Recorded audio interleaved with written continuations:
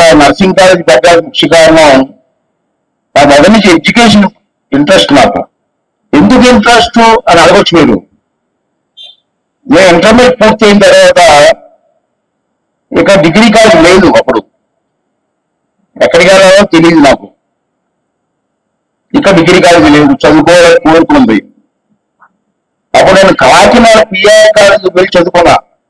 తర్వాత నేను ఎమ్మెల్యే అయిన తర్వాత ఎన్టీ రామారావు దర్శనం నీకు ఏం కావాలి అడుగుంటే అప్పుడు యంగెస్ట్ ఎమ్మెల్యే నేను ఆ రోజుల్లో.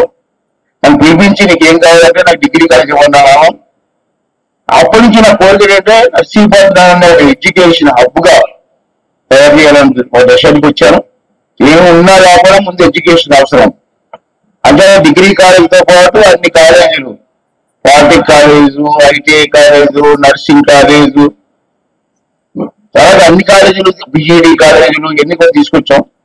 ఇవాళ నర్సీపట్నం వాళ్ళు ఎక్కడికి వెళ్ళకుండా ఇక్కడే చదువుకునే అవకాశం కల్పించాం. అది ల్యాంప్ లైటింగ్ సెరమనీ పేరు బాగుంది. ల్యాంప్ లైటింగ్ సెరమనీ అంటే దీని అర్థం ఏంటి? ఒక ఊరు తెలియడానికి వెలిగించడం కాదు,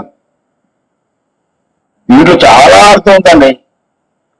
ఆ అర్థం పిల్లలందరూ తెలుసుకోవాలి. డాక్టర్ వైద్యం చేస్తాడు నాకు తెలిసి. ఆ పేషెంట్ ని నవ్వుతూ జబ్బు తగ్గించి ఆయనకి ఆత్మస్థైర్యాన్ని ఇచ్చేది ఎవరండి? మీరు. ఈ నర్సింగ్ తాతగారు వస్తారు, గంట వస్తారు, టెస్టులు చేసి వెళ్ళిపోతారు.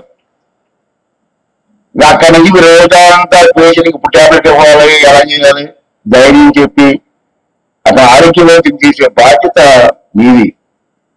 అందుకే మీరు తెల్ల డ్రెస్ లో రాజావంశంలో కనబడుతూ ఉంటారు. అంతేనా? ఇది పొగడత కాదు. పెద్ద డ్రెస్ ఎందుకు పెట్టారు ఆ రోజుల్లో?